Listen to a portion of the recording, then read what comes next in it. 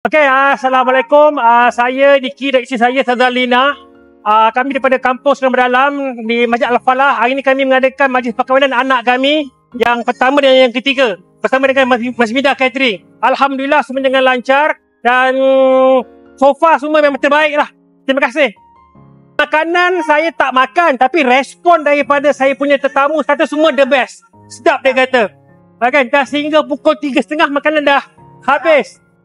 Tepat sold out. Terpaksa kami tambah. Betul menunjukkan makanan memang sedap lah. Okay. So saya punya tetamu pun kata, bos makan sedap bos. Saya pun alhamdulillah lah. Servis pun memang maksudnya saya bagi daripada 5 bintang, saya bagi 5 bintang juga.